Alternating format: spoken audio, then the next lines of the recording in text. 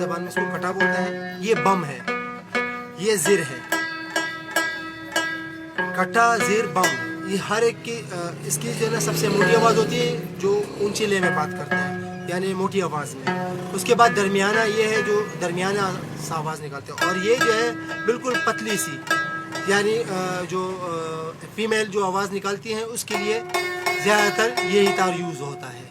اور یہ اس کے سر ہیں جس میں سے 3 جو ہے وہ سامنے ہوتے ہیں, باقی سب جو ہے اس میں انڈر کور ہوتے ہیں, چھپے ہوئے ہوتے ہیں.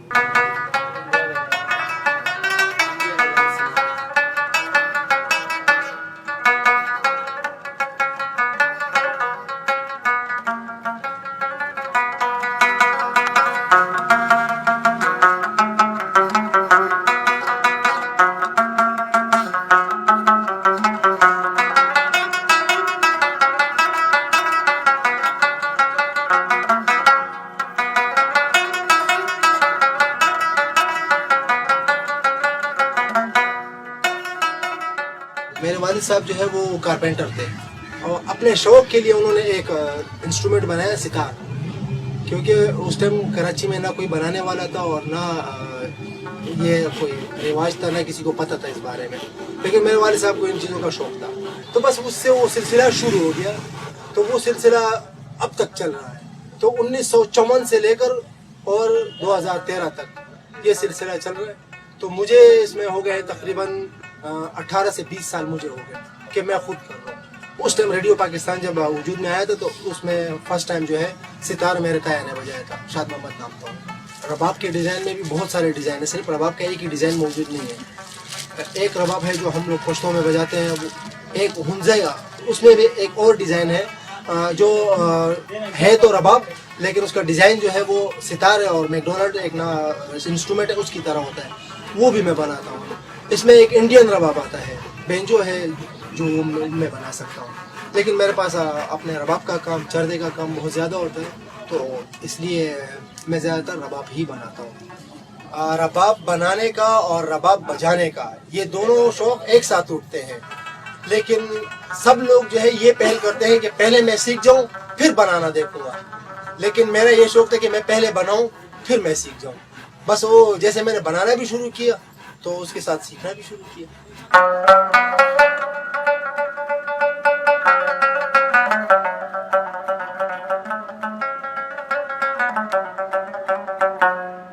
رباب جو ہے وہ 25 سے 30 دن میں تیار ہوتا ہے.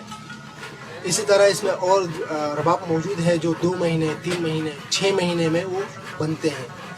اگر اس میں ہم ایک عام لکڑی یوز کریں گے تو اس کی قیمت کم ہوگی کیونکہ وہ ہمیں سستا مل جاتا ہے. جیسے آم کی لکڑی ہو گئی, بادام کی لکڑی ہو گئی, نیم کی لکڑی ہو گئی, یہ ہمیں سستے داموں مل جاتی ہے بآسانی. لیکن جیسے ہم لوگ بیر کی لکڑی استعمال کرتے ہیں تو بیر بہت کم استعمال ہوتا ہے, نہیں ملتا. شہتوت کی لکڑی اور اخروٹ کی لکڑی یہ تو صوبہ سندھ میں بالکل ہے ہی نہیں, یہ ہمیں صوبہ سرحد سے منگوانی پڑتی ہے. تو بیر, آم اور نیم کی لکڑی جو ہے وہ کچھ عرصے بعد یا تو وہ ڈیمیج ہو جاتی ہے یا اسے دیمک لگ جاتا ہے. لیکن جو شہتوت کی لکڑی ہے اور اخروٹ کی لکڑی ہے وہ سخت ہوتی ہے اور اسے دیمک نہیں لگتا. جتنا وہ پرانا ہوتا جاتا ہے اتنی اس کی کوالٹی بڑھتی جاتی ہے. میرے پاس تقریباً پاکستان کے جتنے بھی لوگ ہیں کسی بھی زبان سے بولنے والے, ہر قسم کے لوگ آ چکے ہیں اور وہ مجھ سے رباب خرید چکے ہیں. یعنی ہنزا سے میرے پاس آرڈر آئے میں جو میں بناتا ہوں اور دے دیتا ہوں. بلوچ لوگ آئے میں, ایران سے میرے پاس آرڈر آئے میں, سعودیہ تک, بلکہ انڈونیشیا اور ملیشیا تک جو ہے میرے رباب خرید کے لے جا چکے ہیں. کسی بھی میوزک گروپ دیکھ لیں آپ, اس میں رباب کا استعمال لازم ہو گیا ہے. ایک پیس کے لیے رکھ لیتے ہیں, رکھتے ضرور ہیں. اس کی تاریخ یہ بتائی جاتی کہ یہ 3000 سال پرانا ہے. تو 3000 سال سے پہلے افغانستان میں ہی اس کی ایجاد ہوئی تھی اور یہ ان کے کلچر میں موجود ہے.